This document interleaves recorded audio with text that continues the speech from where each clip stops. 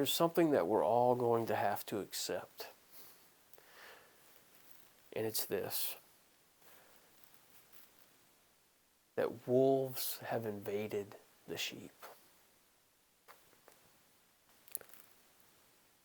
That false teaching is running rampant in the church.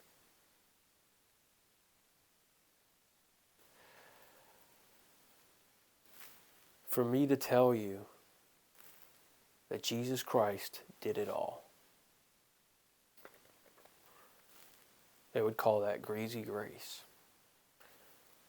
But when you really know that, and you become born again,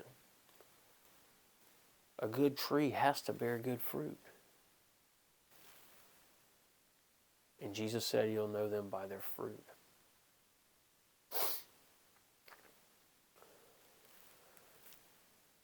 Paul asks the Galatians if they've been bewitched. Why? They were trying to make themselves perfect by their flesh. We've begun in the Spirit, and the Spirit will mature us.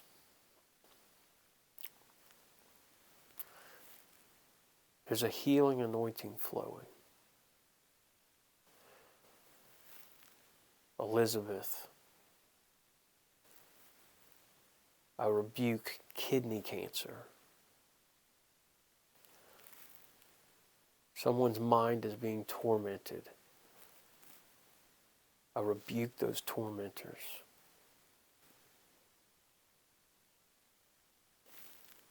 A spirit of forgiveness is entering you. As you learn to walk in forgiveness, you'll be free. God's on a mission to eradicate false teaching.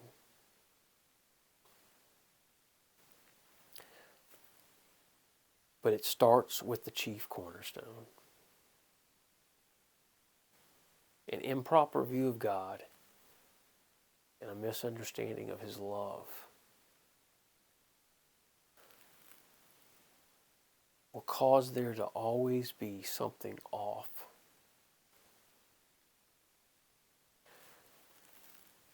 Because perfect love casts out fear. And if you don't understand the love of God, there will always be a place for fear. And from fear comes many different things.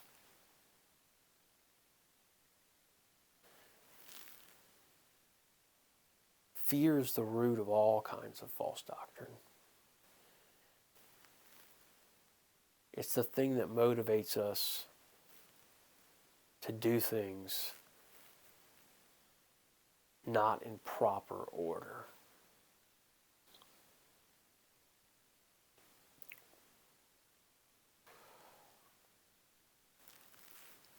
The Lord's coming down. He's going to release to us a revelation. A proper understanding of salvation. Of what it is we really have.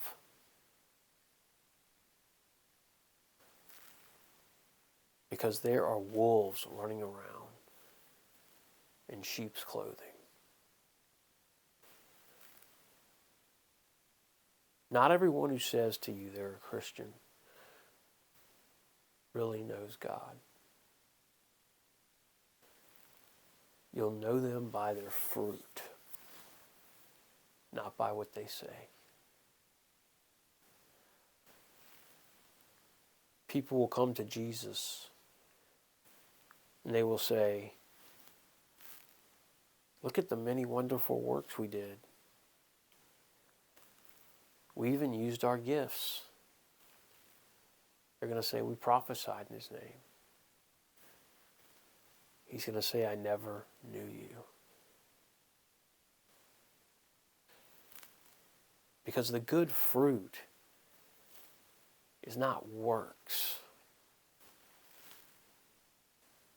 It's when someone really has the love of God, the joy of God, the peace of God, the kindness of God, the patience of God. Someone you can sense the presence of God flowing through.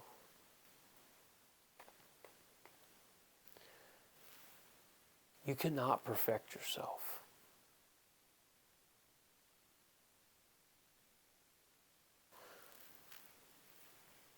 That will set you free right there. You need to know right now, God loves you just the way you are. And yes, there are things that need to change. But all you can do is put a Band-Aid on them. You don't have the ability to change your own heart. That's God's responsibility.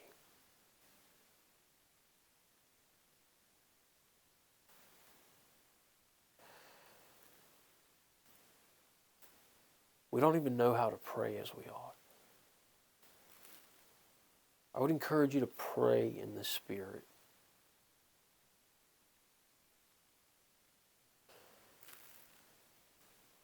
The Spirit knows what needs to be prayed.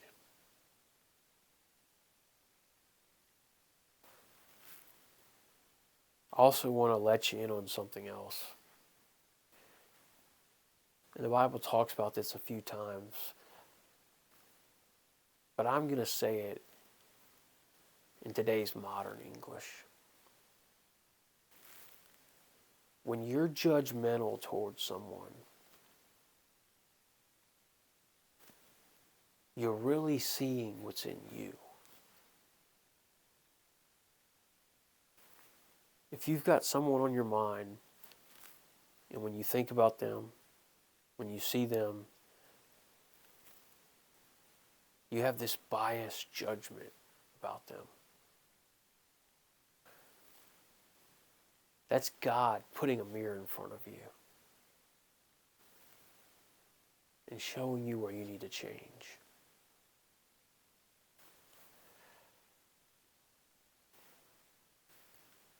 But witchcraft is this. It's when you try to change yourself in your own strength.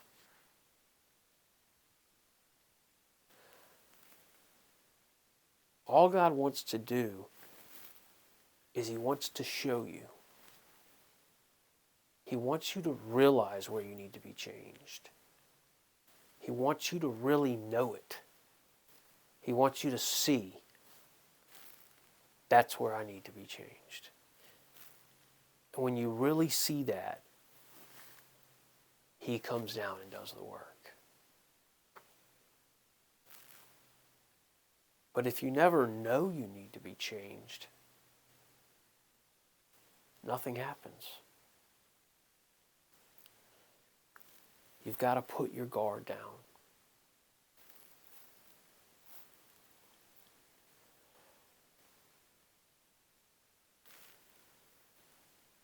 One way Jesus talks about this,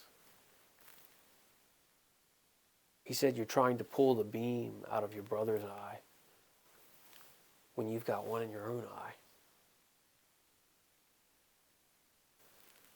Paul says it in a different way. He says, you that judge others, do the same things.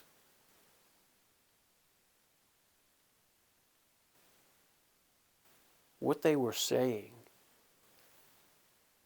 is that when you judge something in someone else and you notice it, the only reason you can notice it is because it's in you. Have you ever heard the phrase, it takes one to know one? It could be talking about anything. But it's true. If you have pride,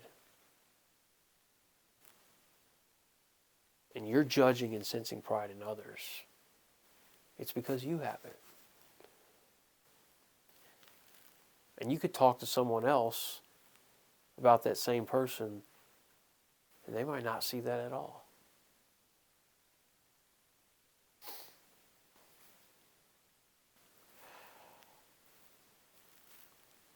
Look in the mirror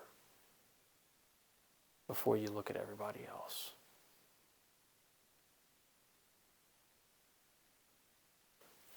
There does come a time where we get to a place of maturity and obedience, where the Lord has done a work in us, and He will send us to call out things in other people. And the church does not like this. The church today doesn't believe in this.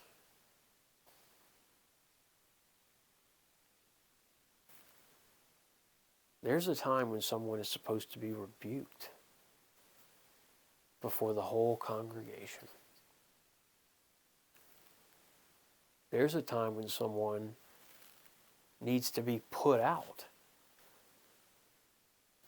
so that they'll feel remorse in hopes they'll repent and then come back in. But most of the church doesn't believe in this.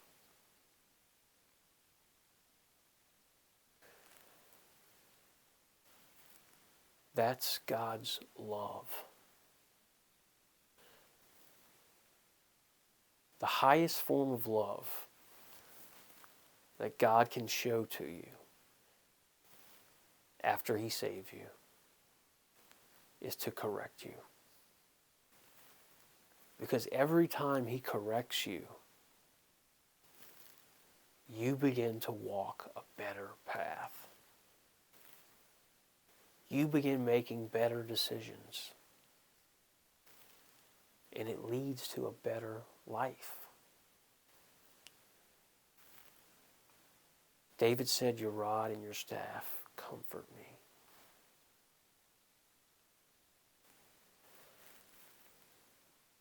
A lot of Christians are scared to use the word correction. When God corrects me, I'm so thankful. Because He knows if I keep going that way, it's going to end up bad for me. He always has my best in mind. And He always has your best in mind. So if He's correcting you, even though it's not fun at the present time, know that He's doing it for your good. So you can live a more peaceful life. So you can live a better life. I can speak on behalf of myself and others here that the correction of God, I don't know where we would be without it.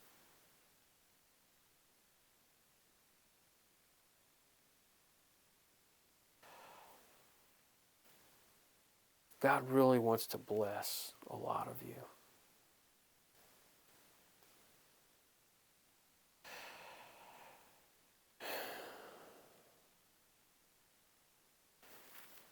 The Lord said to test Him.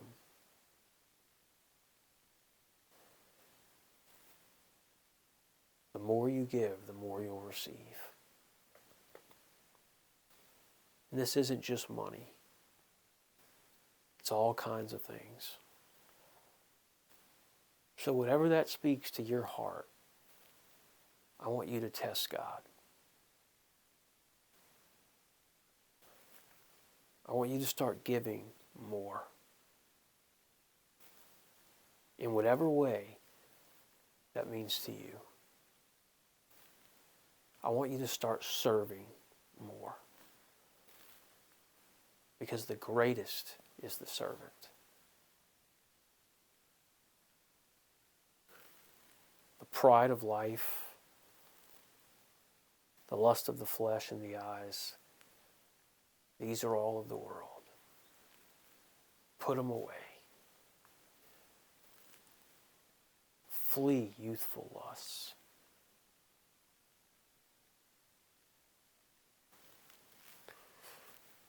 God's healing people right now. If you have a healing you need to begin to confess, I am healed of blank.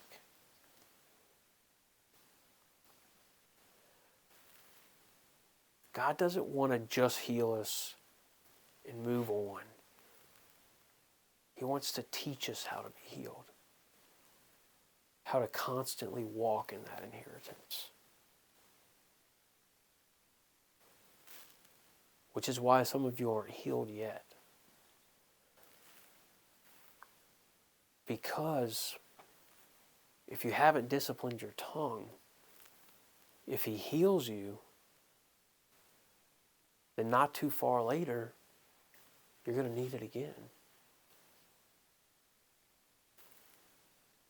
But if He can teach you how to receive healing and keep it and get it whenever you need it,